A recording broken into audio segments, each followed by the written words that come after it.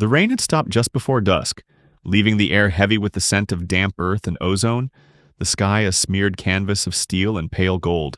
The street outside was unnaturally quiet, lined with newly constructed homes that all looked vaguely interchangeable. Sharp corners, dark paneled exteriors, energy-efficient windows that reflected the dying light like blank, unblinking eyes. All of them were vacant, their windows still covered in protective film. No trespassing signs planted in flawless, synthetic lawns. The only house with signs of life sat near the edge of the cul-de-sac, modest and older. The last holdout in what had become a manufactured community. Its front garden was uneven, not by neglect but because it had been tended by hand, not machine. The porch light was a warm yellow, not a cool LED. The windows glowed softly and faint music played inside. The kind of detail that drew the eye precisely because it didn't match anything else around it. This was the home of Allison Marshall, and for the past 13 months it had been the only thing standing between her and total silence. When she first moved into the property, the street had been real. Noisy, alive, filled with families who argued over fence lines and borrowed sugar from one another. There had been barbecues and porch chats and lawn chairs dragged out to catch the evening breeze. But then the developers came, one by one, offering cash deals to the homeowners and whispering about a new community vision. People sold quickly. Some left cheerfully with down payments for bigger dreams, others resentfully but resigned, unable to fight rising property taxes and infrastructure fees.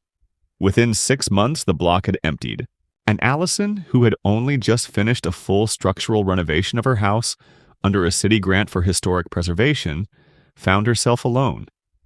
Her home had suddenly become a point of resistance without her intending it. She wasn't from the kind of background that trained you for neighborhood politics. Her job was buried within a utility company, not in engineering or customer support, but in compliance operations. She managed internal responses to citizen complaints, often investigating whether service issues were due to faults, construction interference, or unauthorized third-party tampering. Most of her day was spent tracing reports, cross-referencing timelines, and coordinating site checks between departments. It wasn't glamorous and it didn't involve boots on the ground, but it gave her a very specific type of knowledge. How to follow the technical paper trail when something quietly went wrong. Her house had become her project after a painful end to a long-term relationship, and a decision to finally stop living with one foot out the door. She'd found it by accident. A neglected craftsman-style home with termite damage, a leaking roof, and a beautiful oak in the backyard. No one wanted it. It had been sitting on the market for years until a now-defunct city program offered her the property under the condition she restore it herself to maintain the architectural legacy of the district. It took all her savings, all her patience, and every spare hour outside her day job. But she had done it. Upgraded plumbing, rewired lighting, refinished floors, and preserved the original stone fireplace. It wasn't flashy, but it was hers, and now it was in the way. Her only remaining neighbor was Karen Cross, a woman she hadn't spoken to more than 5 times in over a year and a half. Each exchange more strained than the last. Karen lived in a squat one-story house directly across from Allison, which somehow managed to look both oversized and claustrophobic. The kind of place where furniture was probably arranged for show, not comfort. Karen was loud in every way, in the way she walked, in the way she spoke, in how she performed neighborliness with a forced cheer that always carried an undercurrent of judgment. She had once arrived unannounced with a casserole, and when Allison politely declined it, claiming dietary restrictions, Karen had stared at her for a beat too long and said, "Well, no one likes a picky eater in times like these." Allison hadn't understood what times she meant, but she had smiled and thanked her and never opened her door again without checking the peephole. Karen had remained behind after the sales boom for reasons Allison didn't fully understand. Maybe her house was paid off and she had no incentive to leave. Or maybe she fancied herself a community guardian. Someone who imagined she held the keys to what the neighborhood used to be. But the truth Allison suspected was far less sentimental. Karen wasn't nostalgic. She was calculating. She talked to the workers who came and went with building equipment, and more than once Allison had seen her lingering near the temporary fencing that now surrounded much of the block, chatting with men who didn't wear name badges. She always had something in her hand. A clipboard, a tote bag full of glossy brochures, a takeout coffee she never seemed to drink. It was performative. like she needed to be seen coordinating something. She was up to something. Of that, Allison had no doubt. For months, Allison ignored the low-level buzz of tension. She paid her taxes, maintained her home, waved when she had to. She didn't make complaints even when construction trucks blocked her driveway or when piles of dust blew into her backyard from nearby demolition. She installed blackout curtains and noise-canceling window seals. She kept her head down, but she wasn't naive. And she noticed things, like how every offer she received in the mail to buy her house came with no return address. How some of them used language that was almost mocking. "Before things get complicated," one letter had said. Another had included a highlighted line. "Don't wait until it's too late to make the smart choice." She kept those letters in a box above the fridge. She never spoke about them, but she remembered every word. What changed everything was a minor incident that could have passed as coincidence. One Thursday morning, after a routine night of rain, Allison's power went out. She didn't panic. Outages happened, and she checked the grid report. Nothing citywide, nothing in her immediate area. She called the company's service line, explained the situation, and waited. They sent a technician who arrived just after noon. He was young, polite, and clearly confused. After about 20 minutes of poking around, he returned with a shrug and said, "Your feed was cut from the curb. Like, not tripped. Cut. With tools." He paused and added, "You didn't do that, right?" Allison had just blinked and said no. He filed the report. She nodded. Then she asked if she could see the cut. They walked to the curb together, and sure enough, a clean sever in the cabling sat buried just inches below the gravel. Whoever had done it hadn't rushed. It had been precise, calculated, professional. That night, Allison sat at her desk and stared at her own internal service database. The site hadn't been flagged. No construction had been scheduled near her parcel. No interruptions had been logged in the past 90 days. Her property wasn't due for an upgrade or inspection. And yet, the line had been cut. The next day, Karen appeared at her front porch with a too-wide smile and said, "I heard about the blackout." Poor thing. It's hard to manage these old houses when everything's falling apart around you. Maybe it's time to think about moving on, huh? Allison looked her dead in the eye and said nothing. She just closed the door.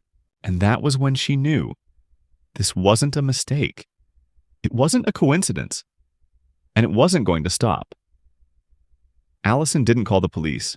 Not because she wasn't disturbed, she was, but because something about the precision of the power cut, the posture of the technician when he showed it to her, the way Karen had smiled and delivered her loaded comment, all of it pointed to something that existed just outside the margins of legality.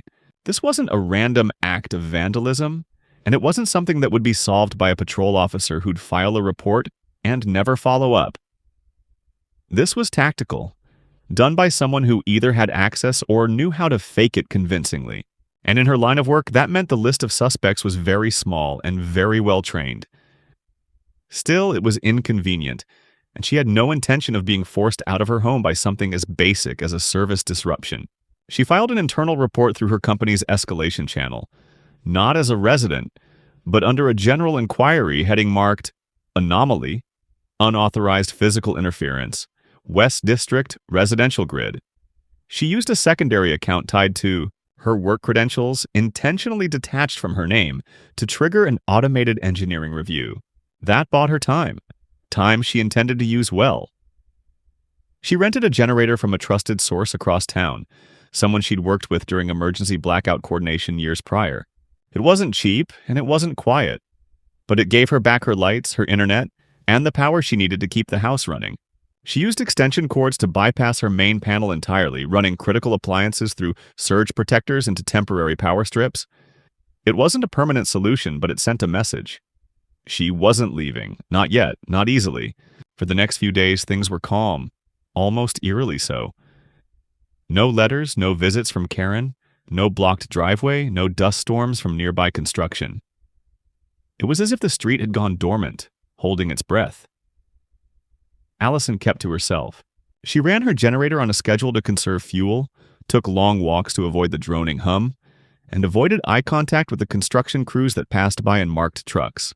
At night, she double-locked her doors, checked the backyard for disturbances, and left a low-level light on in the kitchen to give the illusion of regular power. She didn't sleep much, but she didn't feel hunted either. Not yet. It felt more like a chess game in the opening moves. She was being tested. The generator ran fine for 5 days. On the 6th, it sputtered once in the early morning, then again at noon, and then died completely just before sunset. Allison tried to restart it, but something wasn't right. The ignition choked. The display panel flickered and died. She opened the casing and stared at the engine compartment. And what she saw made her stomach clench. The oil compartment was laced with a sticky, gelatinous substance that didn't belong. Not motor oil, not coolant, something else. It looked like a thickened chemical gel, engine killer. It didn't take a mechanic to know that someone had tampered with it. She had locked the unit at night. She had stored the keys inside. That meant whoever had done this had planned for it, watched her pattern, and acted in a window when they knew she wouldn't be watching. She called the same technician who had delivered it, asked him to take a look. He came the next day, opened the panel, and let out a low whistle. "You've been targeted," he said, shaking his head. "This doesn't happen on accident. Someone poured something synthetic in here. Gel-based adhesive, maybe. They wanted to burn the motor without triggering a fire." He paused, then looked at her carefully. "You pissed somebody off." She didn't answer. That night, Allison packed a single overnight bag and left through the back gate. She didn't drive her car. She walked 2 blocks to a rideshare pickup and took a nondescript route across town. Her destination was a short-term rental she'd booked under her friend's account. A clean, second-floor studio with blackout curtains and a wide balcony that overlooked the city skyline. It wasn't an escape. It was cover. The next morning, the street she left behind was quiet. No generator noise. No light from the windows. Just the hollow emptiness of a single inhabited home gone silent. But Allison hadn't left it empty. Her house now had a tenant. Technically a house sitter, a man she'd hired through a friend of a friend, someone she trusted enough to follow instructions, but not so much that he'd go rogue. His job was simple: stay in the house, act normal, and watch. He had been briefed thoroughly, equipped with a security camera system Allison had pre-configured, and given a direct line to her emergency contact at the utility company in case anything unusual occurred. He wasn't there to intervene. He was there to confirm. For the first 2 days, nothing happened. Then, on the 3rd night, her phone buzzed with a silent alert. One of the backyard cameras had detected motion. She checked the feed from her laptop and saw a dark figure crouched near the base of the main utility conduit. The same conduit where her original line had been cut. The figure wore gloves, a baseball cap pulled low, and moved with methodical, practiced gestures. He wasn't guessing, he knew what he was doing. The man stayed for 12 minutes, then disappeared into the alley behind the adjacent property, the one Karen used as a shortcut to her backyard.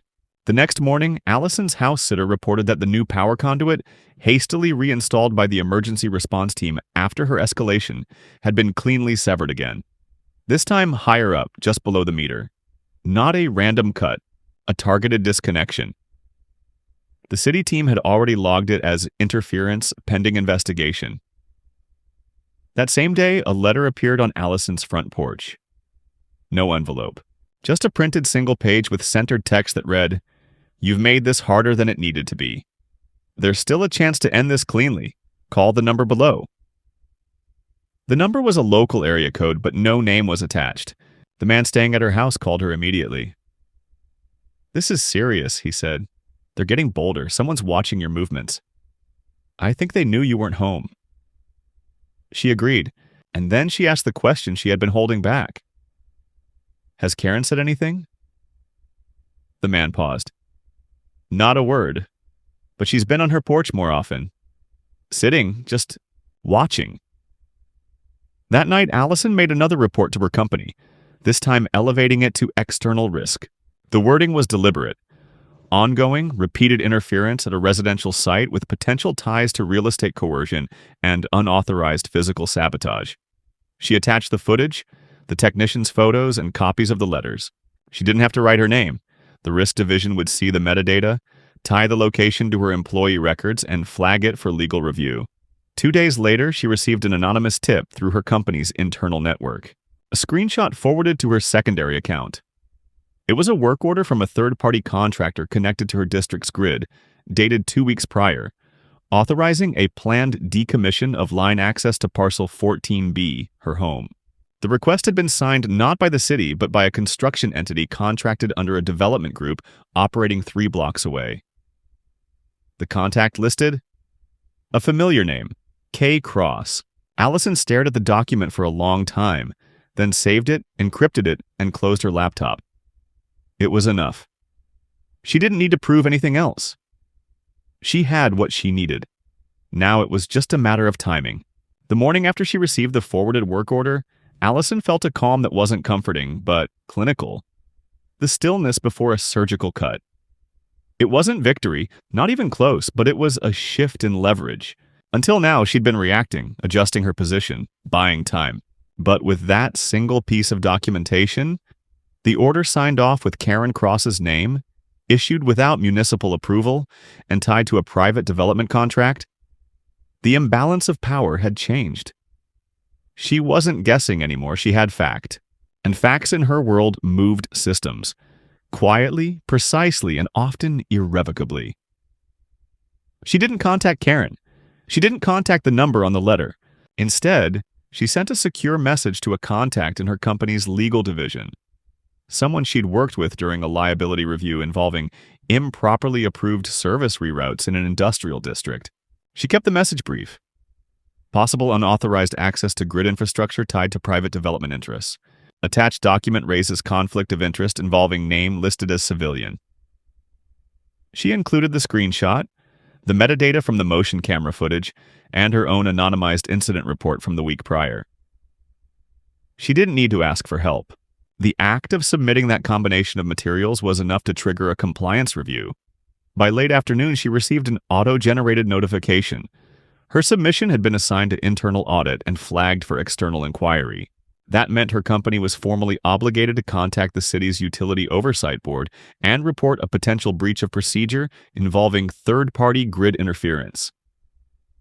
That obligation wouldn't be public, at least not yet, but it created a digital footprint that couldn't be retracted. From this point forward, anything that happened to her home, power disruptions, cable tampering, contractor visits, would be tracked, time-stamped, and reviewed by at least 2 administrative layers. That night, the man staying in her home, who now referred to himself half-jokingly as your interim field tech, texted her, "They're spooked. Lights on in Karen's again, and there's a van parked outside, no markings. 2 guys just sitting there." He sent a photo. The van was dark gray, parked at a strange angle just past her driveway. Its windows were tinted, but the reflection in the windshield showed one man looking down at something. A tablet probably, or a screen. Surveillance posture. Not law enforcement, not utility. Allison knew that shape, that stillness. Private, hired, watching. She didn't reply to the message. She encrypted the photo and sent it along with a brief note. Potential intimidation tactics initiated. Unmarked vehicle, non-standard presence. She logged out of the system and stared at the wall of her temporary rental, listening to the soft click of the fridge cycling off. This wasn't the part of her job she liked. She was good at systems, not confrontation. But the thing about working in infrastructure was that once you saw how much damage a single wire cut could do, you learned how fragile people's sense of control really was. The next day, she took a calculated risk. She returned to the house during daylight, arriving in a rented car with tinted windows, a baseball cap pulled low, and a backpack slung over one shoulder. She parked 2 streets away and walked the last block slowly as if she were a neighbor on a stroll. The neighborhood was oddly still. No crews working, no machines buzzing, not even Karen outside rearranging potted plants or lecturing someone over the property line. The van was still there, parked closer now, half up on the curb but empty. Whoever had been inside had moved on, or gone inside, or shifted to a subtler position. She reached the front gate and opened it with the old squeak she hadn't bothered to fix, then tapped twice on the front window. The man inside opened the door without a word and stepped aside to let her pass. "They've been circling," he said, keeping his voice low. "No direct contact. but they're watching. And today, someone left this. He handed her a small white envelope, unmarked, sealed. Inside was a single slip of paper, typed, with no name or date. It read, "You're not part of this neighborhood. Leave before you're made to." She folded the note, placed it in a plastic Ziploc bag, and slipped it into her backpack. The two of them spent the next 2 hours going over the layout of the property. She pointed out the new cuts in the conduit near the side fence, noted a subtle indentation in the soil near the back panel that hadn't been there before, the kind that indicated someone had knelt there recently. He checked the windows every night. Nothing had been touched, but he admitted to hearing sounds, not threats, not voices, just movement, presence. That evening, after she left and returned to the rental, the escalation continued. The house sitter messaged her again, this time not with a warning, but with a question. "Did you approve any landscaping work for your front yard?" She replied instantly, "No." He sent a photo. A single flag stake had been driven into the ground just off the porch, bright orange with a laminated card attached to it. The card read, "Soil Assessment, Phase 1. There was no logo, no permit number, no contact information. She didn't sleep that night. The next morning, she filed a formal notice with the city's Public Works Office, citing an unapproved third-party presence on her property. She used her employee credentials to fast-track the review and attached a photo of the stake. The response came 3 hours later. No such assessment had been authorized. The city hadn't contracted any testing in that area. The file was forwarded to the legal department with a red flag. She now had evidence of at least 3 unauthorized entries onto her property, all performed with the pretense of legitimacy, utility interference, surveillance, and now environmental testing. It wasn't vandalism, it wasn't petty harassment, it was coordinated displacement, masked as procedural progress. And it was working. Not because she was frightened, though she was, but because the effort it took to remain stable in that level of pressure was exhausting. Every hour spent managing the chaos was an hour not spent living. She couldn't read, couldn't sleep, couldn't go through a single morning routine without watching the blinds, and still, they kept pushing. That evening, her house sitter messaged one last time. Karen came to the door. She didn't knock, just stood there, watched me through the glass, then smiled and walked away. It was the smile that did it, the confirmation that none of this was abstract, none of it was random. It wasn't just power lines and permits and paperwork. It was personal, it was territorial, and it was only going to escalate from here. Allison poured herself a drink for the first time in weeks. She sat at the window of her rented unit and looked out across the skyline, where every light in every building flickered with the same mechanical indifference. She thought about all the ways she could retaliate. System sabotage, legal action, press exposure. But she didn't want to be a spectacle. She didn't want to be another story about the woman who refused to leave and paid the price. She wanted something quieter, something lasting. So instead, she pulled out her phone, opened a secure line, and made a single call. Activate site escalation. Priority review. I'm invoking clause 9.3. A pause, then, yes, my property. Personal interest disclosed. No, I'm not requesting reassignment. I'm requesting eyes. I want the full risk file. I want digital traces. And I want whoever signed that order pulled off every active project until this is resolved. The voice on the other end didn't argue. They didn't ask why, they simply said, understood. And just like that, the game changed again. The day after Allison initiated the clause 9.3 escalation, the tone of everything shifted, though not in a way that was visible to anyone outside the system. No sirens, no dramatic confrontations, just the subtle ripple of process being set in motion. The clause was rarely used. It was meant for employees who found themselves entangled in utility-related infrastructure conflicts involving personal property. It required verification, internal consensus, and a discretionary green light from the risk division. It wasn't a panic button. It was a lever, hidden deep within the structure of a company that preferred to resolve its issues quietly, behind layers of administrative procedure and legal precision. By invoking it, Allison had officially tied her home, and the interference surrounding it, to her own role within the organization. She could no longer act from the shadows, no longer submit anonymized reports. She had declared conflict, stepped into the light, and forced the system to respond with the same scrutiny it would apply to a flagged contractor or rogue technician. It was a calculated exposure, and she knew the risks. But it was also the only way to bring accountability to something that had been allowed to grow in the dark. The first result came 12 hours later. A risk analyst contacted her directly, a woman named Marla who spoke in clipped, concise sentences and clearly had no time for unnecessary words. She confirmed that the work order Allison had received was indeed unauthorized, and worse, it had bypassed 2 internal verification points. The approval signature, allegedly Karen's, had been entered through a partner contractor's access point that had been flagged for irregular activity 6 months earlier but never deactivated. That meant someone had left a door open, and someone else had walked right through it. Marla's tone grew colder as she described the implications. "There are internal parties under review now," she said. "This is likely part of a systemic pattern. We're pulling digital records, access logs, and contractor task chains. There will be suspensions." She paused. "You've triggered something much bigger than your street." Allison didn't flinch. She simply asked, "Does that mean you'll be sending someone to the house?" Marla was quiet for a moment, then said, "Not someone. A full diagnostics team. Quietly. You'll receive a visit within 72 hours. Unmarked vehicle. 2 personnel. Do not engage publicly. They're there to monitor, not intervene." And with that, the system began to move. Over the next 2 days, Allison stayed away from the property but kept contact with the house sitter. She relayed only what he needed to know, that eyes were now on the situation, that interference would be recorded not just by their cameras, but by calibrated sensors embedded in a temporary power relay installed just outside the fence line. The team had arrived overnight, as promised, set up a portable diagnostic unit in the shell of what used to be a fire-damaged maintenance shed on the far side of the lot, and left without a word.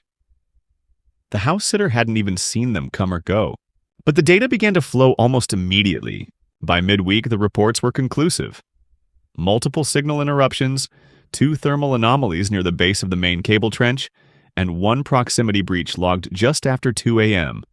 Likely human, origin unknown. The site wasn't just under pressure. It was under assault, the kind that remained just shy of criminal, just outside the reach of typical enforcement. Someone was testing limits, knowing full well where the line sat. Karen, meanwhile, remained a presence.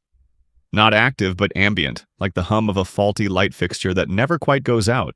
She stopped her daily porch performances but began pacing her property line in the early evening hours, as if marking territory. The house sitter reported seeing her muttering during one such walk, pausing to stare at the diagnostic unit now camouflaged behind weathered siding and mulch. "She knows something's changed," he said. "She just doesn't know what." Then, without warning, the silence broke. The house sitter called Allison directly, his voice low, urgent. "Someone tried to deliver a notice to the front door," he said. "Not mail, not from the city, no badge. Just a guy in a navy jacket who walked up, taped something to the glass, and walked off." Allison instructed him to remove the paper, photograph it, and scan the area for anything else unusual. The paper was a printed form, a mocked-up code violation notice claiming she had violated setback requirements by installing unpermitted infrastructure. The header used the city's insignia, but the fonts were wrong, the language too vague. A forgery, a threat pretending to be law. She forwarded it to Marla within minutes. The response was swift and brutal. "We've seen this template before," Marla wrote. "It was used last year in another development dispute. Same language. Same formatting. That case led to 4 contractor terminations and a quiet settlement. You're dealing with a repeat pattern. I'm escalating this to the general counsel's office." That message changed everything. Now the legal department was involved, and with it came a level of scrutiny and authority that no local contractor or neighbor could ignore. Within 24 hours, a cease and desist letter had been issued, not to Karen, not yet, but to the development company tied to the contractor whose access credentials had been abused. The letter was direct, clinical, and loaded with the kind of language that made lawyers nervous. evidence of coercive tactics, unauthorized infrastructure manipulation, violation of regulatory oversight procedures, subject to review by the State Public Utilities Commission. It was a bomb in a velvet envelope. But the real shift came 2 days later when Allison received a package at her temporary address. No return address, no postage markings, just a small cardboard box with her name handwritten on the lid. Inside was a single item, a folded photograph. It showed the side of her house, taken from an angle that suggested the shooter had been standing inside Karen's yard.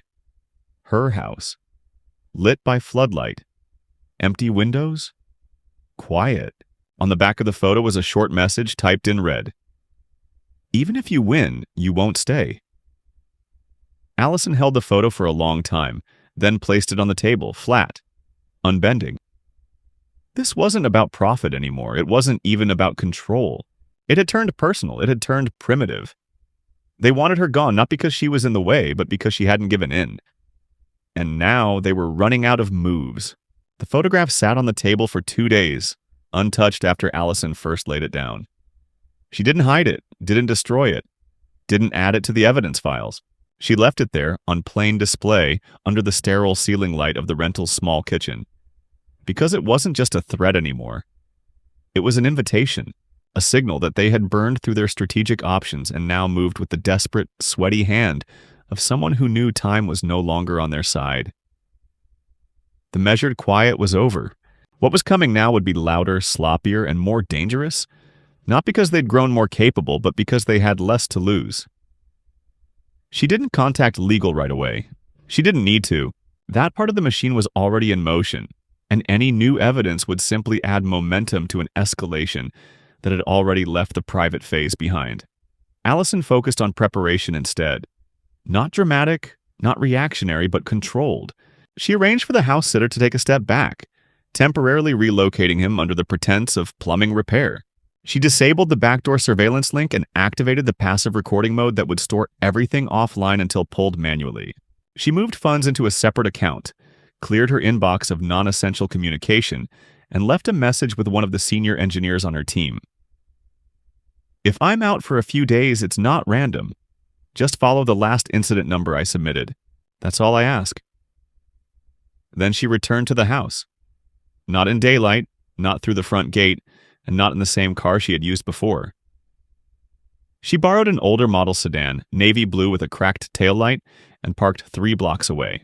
She walked the rest of the distance in a black rain jacket, the hood pulled low, not to disappear entirely, but to become part of the landscape. Someone forgettable, someone not worth looking at twice.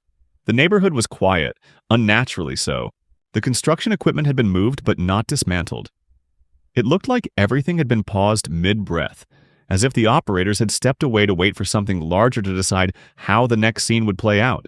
She reached the side entrance of her property just after midnight. The yard was damp but undisturbed. No tire marks, no boot prints, no sign of movement except for the faintest disruption in the mulch near the northwest fence. She cataloged it mentally but didn't stop to investigate. The goal tonight wasn't confrontation, it was reclamation. Inside, the house smelled like dust and dry wood. She moved room to room, flipping switches to nothing, registering the dead weight of the outage still holding. No generator now, no staged presence, just the house and the silence. Upstairs, everything was as she had left it. Bedroom stripped down to essentials, closet closed, desk untouched. She locked every door from the inside and pulled blackout panels across each window, one by one. Then she set up her workstation at the kitchen table. 2 laptops, portable signal jammer, encrypted hotspot tethered through a third-party VPN. She wasn't broadcasting anything. She was listening.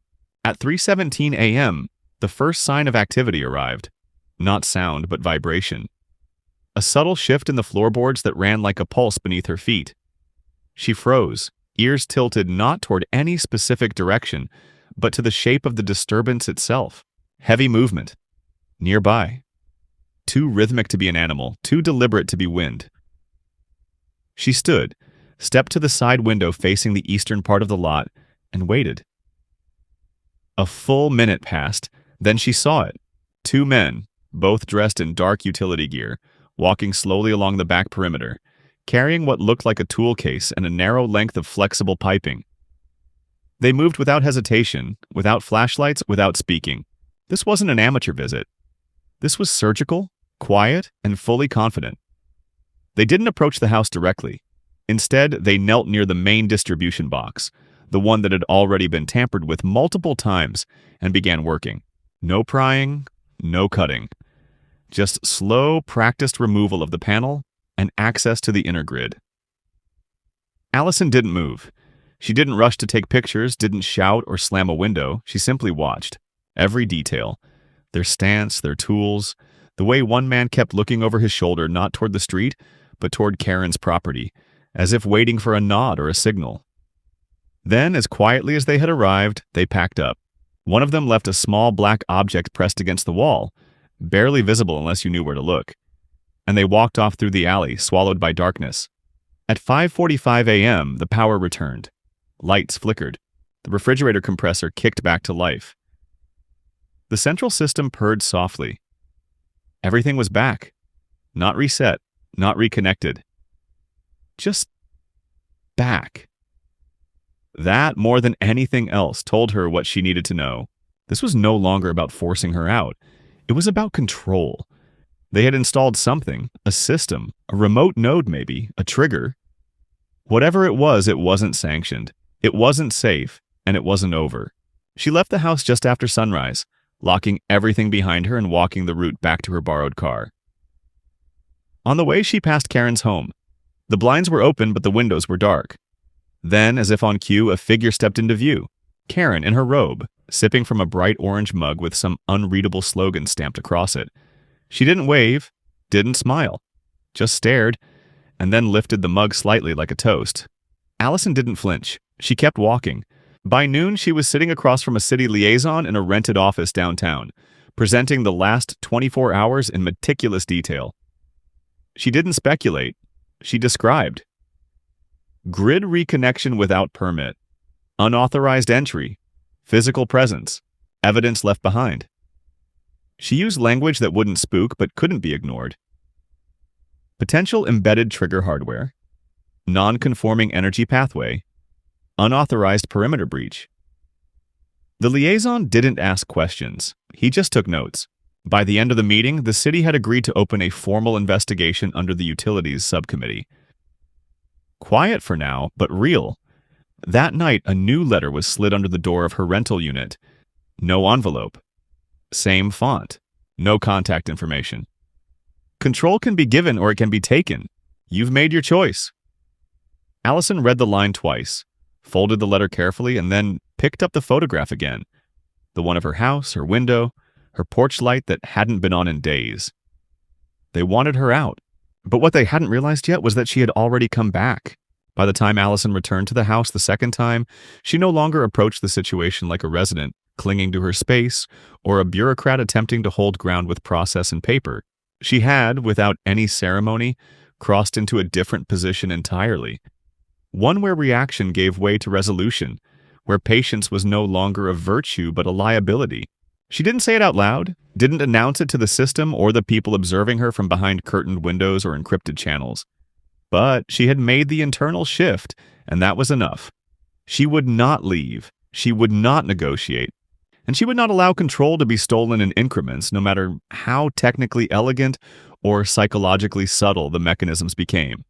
It started with the black box, the one left behind by the two men in the dark, pressed flat against the side of the utility wall like a barnacle clinging to a hull.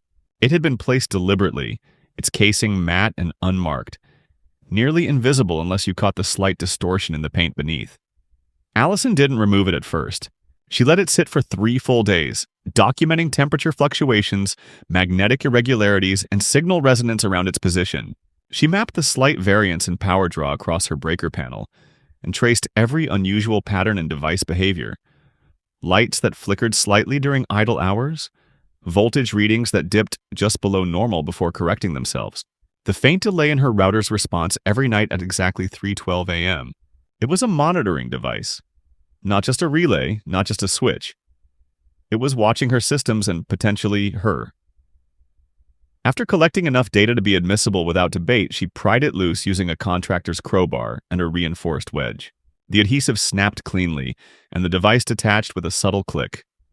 No alarm, no immediate retaliation, just silence.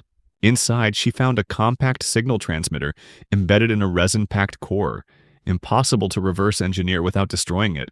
She took high-resolution photos, then packaged the unit in 2 layers of insulation, sealed it in a temperature-controlled transport case, and had it picked up by the diagnostics courier from her company's field integrity division. She didn't need to explain. They would know exactly what it was. More importantly, they would know where it had come from. Within 24 hours, she received a call. Not from legal, not from compliance, but from the executive liaison to external governance affairs. His voice was smooth, practiced, but unusually direct. "You've escalated this into federal oversight territory," he said. "The signature trace on the embedded device links to a restricted frequency range. You've technically triggered a jurisdictional handover." He didn't sound irritated. He sounded impressed. "Do you know how many people would have missed that entirely?" Allison didn't answer. He continued. "We'll be submitting the report to the commission this week. Quietly. You're now protected under provisional whistleblower coverage. Pending review. If anyone contacts you, you route it through my office. No exceptions." Allison hung up, sat in her dark kitchen, and stared at the cold kettle on the stovetop for a long time. Not because she was afraid, because she knew what came next. Not the escalation of subtle pressure. Not letters, not power games, not veiled threats dressed up as code violations. This was where people like Karen made desperate, clumsy moves, unrefined, emotional, and usually involving something physical. The confirmation came just after 2 in the morning. Her motion sensors, still active on the lower fence line, tripped 3 times in succession. Not animals, not wind. 3 human-sized figures moving along the southern wall, then stopping near the conduit trench. She pulled up the live feed, heart steady now, breath calm. The infrared showed shadows, 2 crouched, 1 standing. The standing figure wasn't masked. It was Karen. She was holding something. A flare, maybe, a tool? Hard to tell, but the body language said everything. She wasn't supervising, she was involved. Allison didn't call the police. Instead, she pressed the emergency contact icon on her work-issued satellite unit, triggering a direct alert to the off-hours rapid integrity team assigned to infrastructure sabotage cases. It wasn't a button meant for civilians. It was meant for field engineers trapped in volatile zones where critical hardware was being tampered with. But tonight, it applied. Within 15 minutes, 2 unmarked SUVs pulled into the street from opposite ends. No sirens, no flashing lights, just silence and steel. The 3 figures didn't run. They froze. The one crouched at the panel dropped a tool and held up his hands. The other stood slowly. Karen turned, wide-eyed, and backed away instinctively, like she might be able to dissolve into the darkness of her own backyard, like maybe this wasn't actually happening to her. But it was. The agents didn't shout. They didn't arrest anyone on the spot. They separated the individuals, secured the tools, and began documenting the scene with precision that rivaled crime scene teams. Within an hour, the area was roped off, photographed, and logged into a forensic chain of custody. No one was taken away in cuffs, not yet. But the message was clear. This was no longer a neighborhood dispute. This was classified as utility grid interference tied to unauthorized surveillance and potential contractor corruption. Karen wasn't detained, but she was questioned on site for nearly 45 minutes. She stood stiffly the entire time, her robe now dusted with mulch, her hair pulled into a sagging knot, expression tight with disbelief. She didn't speak to Allison, didn't even look toward the house. When the agents finally dispersed, she turned and walked back to her property, with the slow, mechanical gait of someone whose world had tilted beneath them. The following morning, a sealed envelope was hand-delivered to Allison's door. Inside was a single-typed notice confirming the initiation of an external investigation into tampering of regulated energy infrastructure, with her listed as a primary witness and protected party. She was advised to refrain from returning to work until contacted by an assigned case officer. Attached to the notice was a secondary slip, unsigned, but bearing a line she had seen before. "Even if you win, you won't stay." only now it was crossed out with thick black ink. Beneath it, handwritten in clean, steady script, were 5 new words. "You're still standing." Noted. She left the paper on the table next to the original photograph and poured herself a cup of coffee. Outside, the construction sites were still. No movement. No machinery. The air was still cool from the early hour, and the wind stirred only the uppermost leaves of the tree near her porch. Allison stood at the window and didn't move for a long time. She didn't smile, didn't celebrate. She simply waited for whatever came next. And this time, she wasn't going anywhere. The house was quiet again, but not in the same way it had been before. The stillness that now filled its rooms wasn't the absence of conflict, but the echo that follows it. Thick, residual, shaped by everything that had been pushed out. Allison could feel the difference, not in the sound itself, but in the way she breathed, in the way the floor no longer creaked under the weight of constant surveillance. The tension hadn't vanished. It had simply passed through her like a storm and moved on, leaving her upright, changed, and very much present. No one came to the door. No new letters appeared beneath the mat or against the glass. No utility vans hovered at the end of the street, and the parade of midnight figures, so carefully choreographed over weeks, had ended without fanfare. Karen's house went dark for 3 days. Then one morning, a moving truck appeared just after dawn. 2 men loaded furniture in silence, one item at a time. There was no shouting, no barking orders. No Karen visible in the doorway clutching clipboards or supervising with rigid posture. By the time the sun reached its peak, the truck was gone, and the windows of the squat house across the street were shuttered. Allison didn't see her leave. No goodbyes, no final confrontation, just absence, sharp and irreversible. The property sat hollow after that, as if Karen had been vacuum-sealed out of existence. Even the plants on her porch wilted within a week. Allison didn't step outside to inspect the aftermath. She let the yard remain as it was, untamed in some corners, scorched in others, the soil still bearing the faint marks of shoes that hadn't belonged to her. She had no interest in erasing those details. They were a record, a living map of what had happened here, and she would rather they faded naturally than be scrubbed away to make the place look pristine. The city sent her a follow-up letter 3 weeks later, confirming that the investigation was complete. The contractor responsible for the unauthorized access had been terminated. A formal complaint had been filed with the development agency. Her address had been flagged as a site of unlawful pressure and exempted from all pending redevelopment initiatives. No one could touch her property now, not without triggering a new audit, not without activating the same systems she had already engaged once, and proved she could survive. She returned to work gradually, first from home, then 1 day a week in the office. No one asked about the incident directly, but a few colleagues looked at her differently, like someone who had walked through fire and come out with the same clothes, the same face. But something slightly shifted in their eyes. She didn't volunteer the story, not because she was hiding it, but because there was nothing in it for them. Most people preferred to believe their lives were immune to that kind of interference, that if something like that happened, they'd know exactly what to do. Allison knew better now. Most people wouldn't know where to start. One night in late spring, she sat on her front porch for the first time in months, a blanket across her knees and a cup of tea balanced on the armrest. The street around her remained half empty, still caught in its half-built purgatory, but there was a new family 2 houses down, their kids drawing chalk outlines on the sidewalk. A retired couple had moved into one of the previously dormant homes and spent their mornings tending to the garden with quiet dedication. She hadn't spoken to them yet, but they waved when they saw her, and that was enough for now. Life had returned, not all at once, but piece by piece, as if the neighborhood had inhaled again after holding its breath too long. The diagnostics equipment had been removed. The cables had been reset to the original city-approved layout. The new panel installed was stronger, more efficient, and discreetly armored. Inside the house, the new infrastructure ran quietly, confidently, invisible but present, just like her. She still kept the 2 items on her desk in the back room. The photograph of her house taken from across the street, and the final note, the one that had once threatened permanence and then acknowledged survival. She didn't look at them often, but she didn't put them away either. They were reminders, not of fear or danger, but of clarity, of what it meant to endure something without turning bitter, to push back without becoming small, to stay without letting the place itself define her. When a city clerk called her 2 months later, and asked if she'd be willing to serve as a confidential advisor on a new infrastructure protection initiative, she paused only briefly before saying yes. Not because she wanted to relive it, not because she needed a title or compensation, but because she understood something now that most people didn't.